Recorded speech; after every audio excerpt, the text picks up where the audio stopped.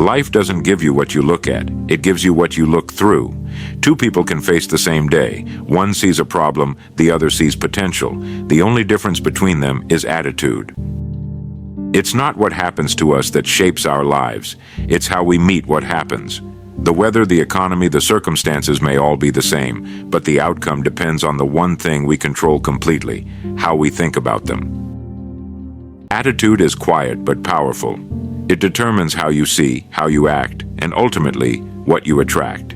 It is the lens through which all of life passes, and depending on how clear or clouded that lens is, the same world can either discourage you or inspire you. You can give two people the same tools, the same opportunity, even the same setback. One will find a way forward, the other will find a reason to stop. The difference isn't in their resources, it's in their response. That response, that inner stance toward life, is what we call attitude. It's easy to forget that success begins long before the results appear. It starts in the mind, in quiet thoughts that no one else hears. Attitude is the seed of that beginning. It's the first cause of achievement, and often the last defense against failure. You can't always choose your situation, but you can always choose how you interpret it. And that single choice changes everything. Because your mind is not a mirror of the world, it's a filter for it. What you dwell on expands. What you expect, you move toward. What you believe yourself to be capable of, you begin to act upon. A poor attitude turns small challenges into impossible mountains. A positive, disciplined one turns even obstacles into opportunities for growth. The difference is subtle in the moment, but enormous over time. Because life doesn't respond to our complaints, it responds to our character. Your attitude is your constant companion. It travels with you everywhere, to work, to your relationships, to your ambitions. It colors every conversation, every decision, every result. It either lifts or limits everything you touch. The remarkable thing is this: it costs nothing to change it, yet it changes everything when you do. Many wait for life to improve before improving their outlook, but that's not how it works. The mind must shift first. The world follows after. Just as a seed must grow before the harvest appears, attitude must be set before success can begin. If you start each day expecting problems, you'll find them. If you start expecting progress, you'll find that too. Life bends toward your mental posture, just as a plant bends toward light. So ask yourself, what light are you growing toward? Because the moment you decide to take charge of your attitude, you stop being a victim of circumstance and become a creator of possibility. You stop waiting for good days and start building them. Your attitude is the architect of your future. It's the quiet force shaping every outcome you'll ever experience. And when you learn to master it, to train it, to protect it, to align it with purpose, you begin to discover something powerful. Success isn't something you chase. It's something you grow into, from the inside out. That's the real foundation of achievement. Not luck, not talent, not timing, but the steady, unseen power of a winning attitude. Why attitude is the starting point of all achievement.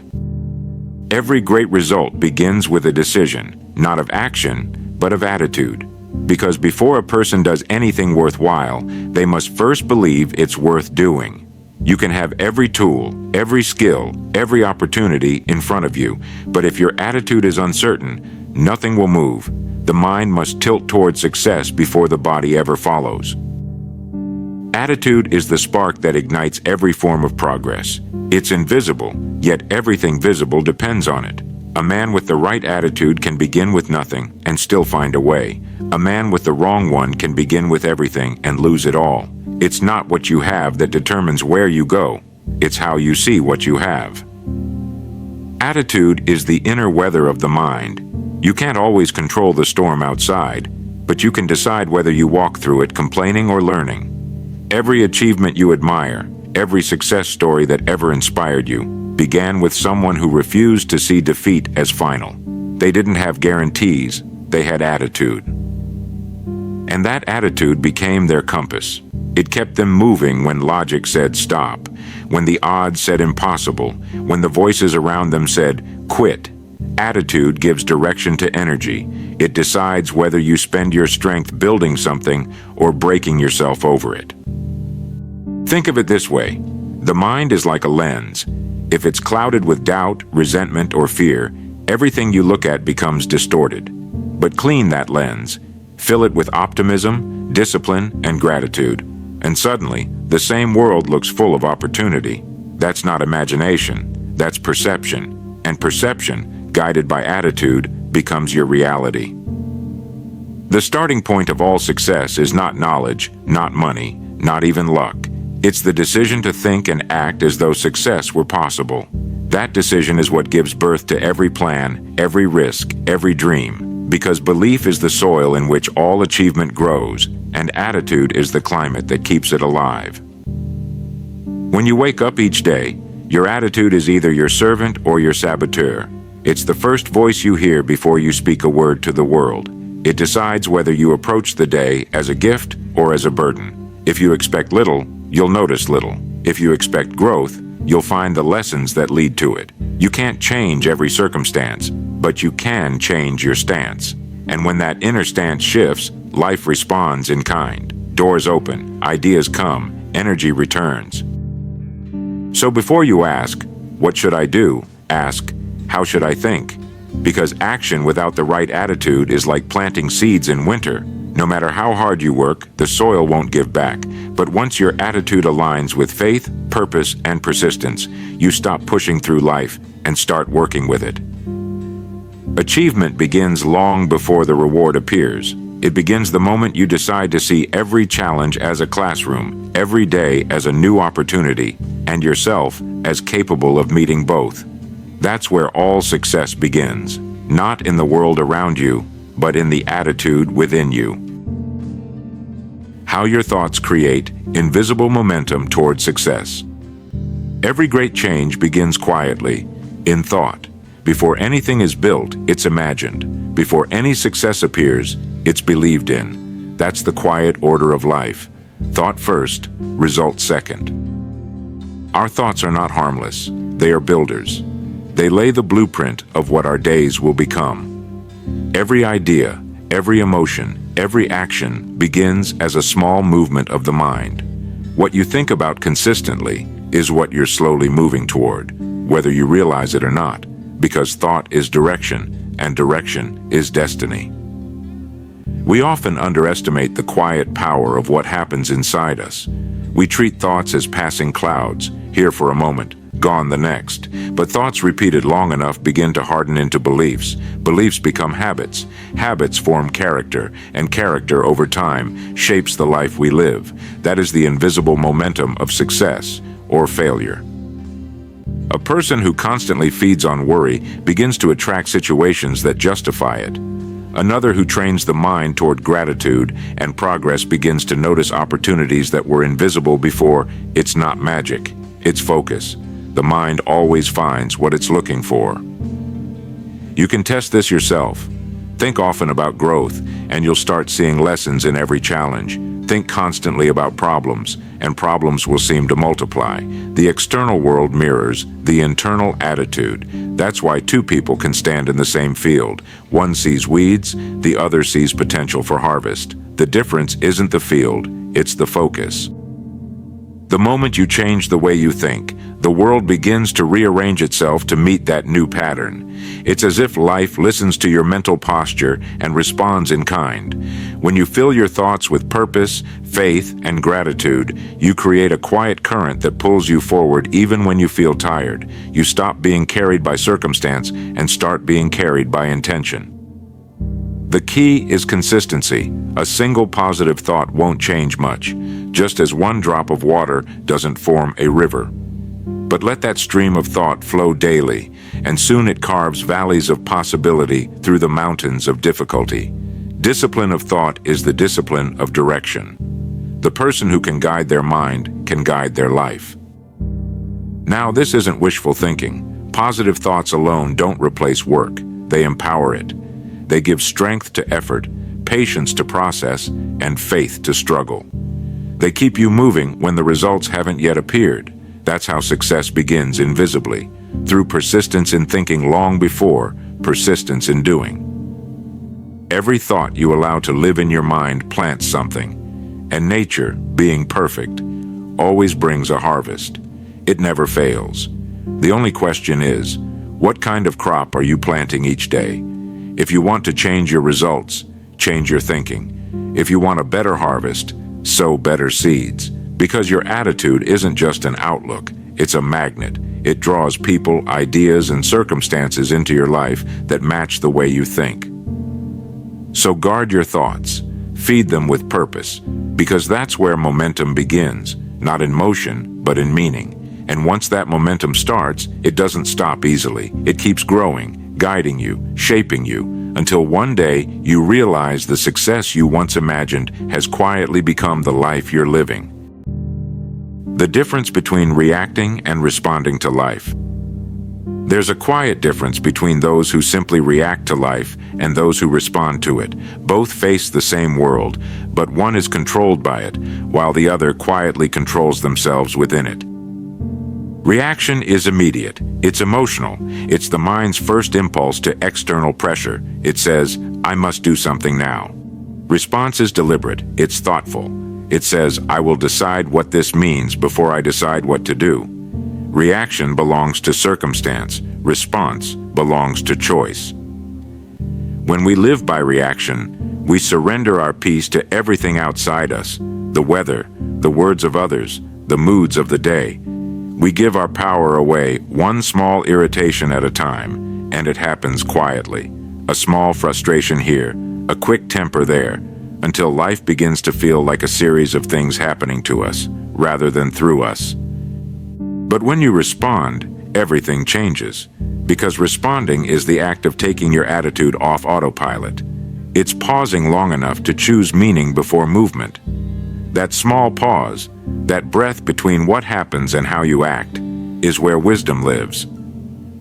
Every successful person you admire, every calm and centered leader you've met, has learned this discipline. They don't let every wind shake their branches. They choose their weather from within. When you react, you repeat the world. When you respond, you reshape it.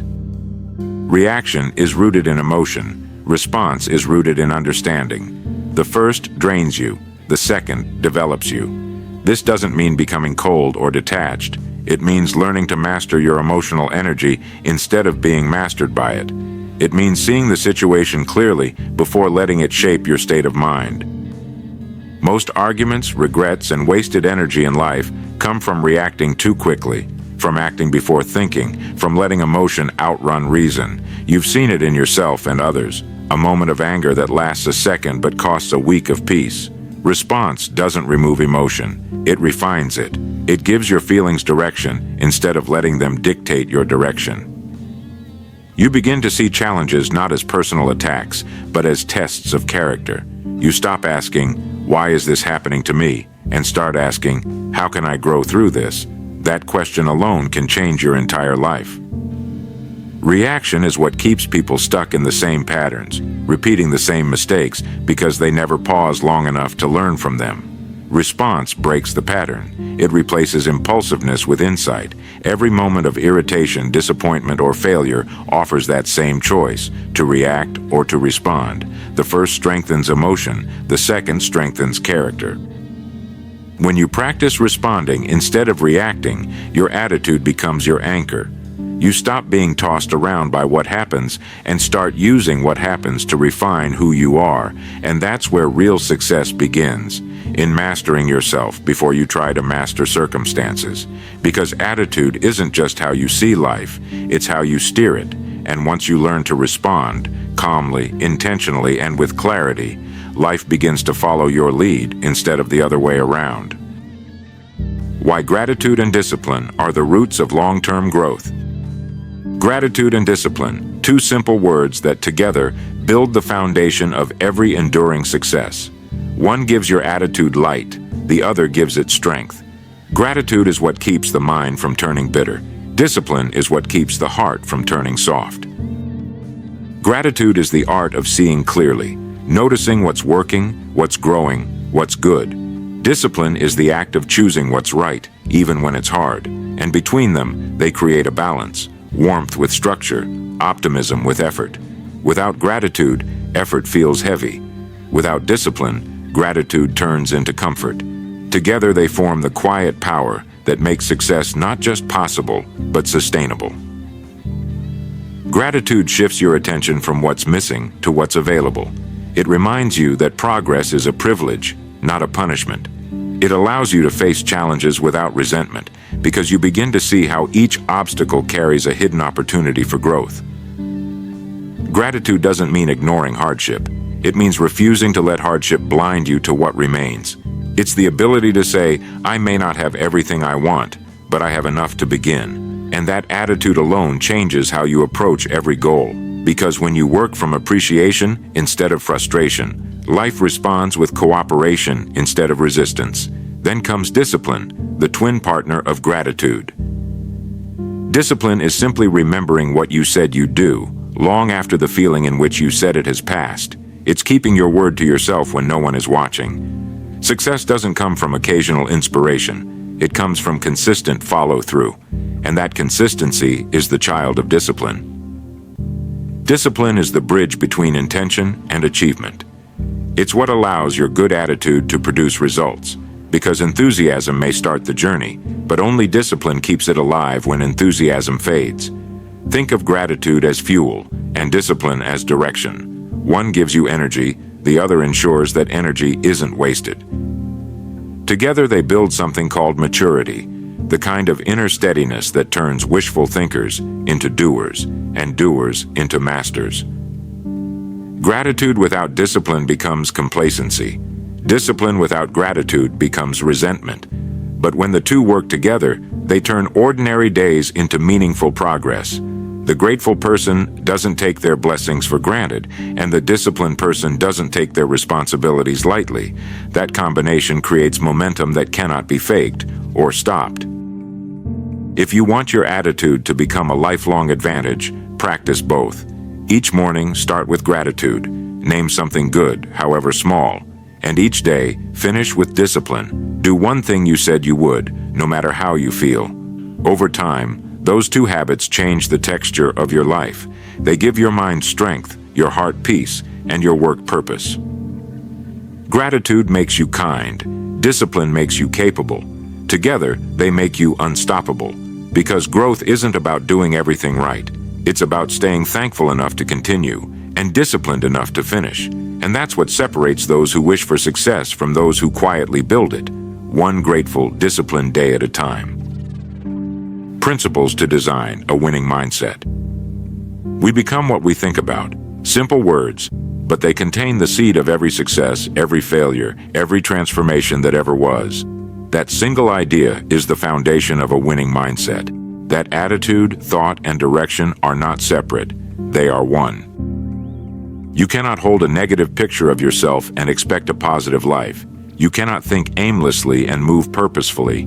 The outer world follows the pattern of the inner one, always. So if your results are scattered, begin with your thinking. If your days feel directionless, begin with your attitude. Because you are not a passenger in life, you are its designer. The mind is fertile soil. It will return whatever you plant, no exceptions. If you plant seeds of faith, purpose, and service, you'll grow a life that reflects them. If you allow weeds of fear, anger, or resentment to take root, they'll grow just as quickly. That's why guarding the garden of your mind is not a luxury, it's a responsibility. To design a winning mindset, you must decide what will live in your thoughts. And that decision must be made daily, just as a farmer tends to his fields each morning. You can't simply hope for success. You must prepare for it mentally. You must begin each day with a clear vision of who you intend to become, not just what you hope to get. Success is the progressive realization of a worthy ideal. That means success isn't a place, it's a direction. It's movement toward something you believe in, guided by a purpose that lifts you higher. And attitude is what keeps you on that path when progress feels slow. A winning mindset doesn't deny problems. It interprets them differently. It sees obstacles as signals, not barriers. It looks for lessons, not losses. It asks, what can this teach me? Instead of, why me? That's not positive thinking. That's intelligent thinking. It's the mindset of ownership. You stop blaming luck, time, or others. You start focusing on what can be done right now by you. And that shift from reaction to responsibility is the moment you take control of your life. It's not easy, but it's simple. Think better, act better, live better, in that exact order. Designing a winning mindset means aligning your thoughts with timeless principles. Service. Ask, how can I contribute? Before, what can I gain? Integrity. Do what's right, even when it's quiet. Persistence. Keep going long after the emotion of motivation fades. Purpose. Know where your effort is leading before you double it. These are not slogans. They're structures. They hold the weight of your success. Attitude is the reflection of what you think most often. Change your dominant thoughts, and you change the entire direction of your life. So begin there. Choose your thoughts as carefully as you choose your words. Replace complaint with gratitude, doubt with curiosity, and fear with faith. You'll find your attitude changing, and soon after, so will your results. A winning mindset isn't born, it's built.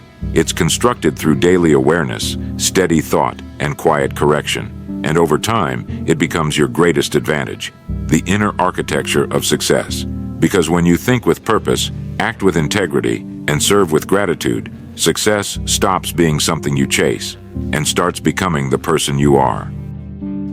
So everything you want to build in life, every dream, every success, every moment of peace, begins with one thing: attitude. It's the invisible author behind your actions, the silent painter of every day you live. It shapes your choices before you make them, your words before you speak them, and your future long before you arrive there. The remarkable thing is, attitude costs nothing, yet it changes everything. When you decide to think clearly, to look for the lesson instead of the limitation, to respond with faith instead of frustration, life begins to respond differently to you, not because the world changes, but because you do. That's where success truly begins. Not in luck, not in circumstance, but in the quiet decision to master your own perspective. Because attitude is the difference between a day wasted and a day well lived, between the person who stops and the one who keeps going, between a life that happens to you and a life that happens through you. So take charge of it, protect it, shape it, think well, speak well, act well, and soon you'll discover something profound. Success isn't a place you reach, it's a way you think. It begins in your mind, flows through your actions, and returns to you multiplied. Because life doesn't give you what you look at, it gives you what you look through. And once your attitude is right, everything else will follow.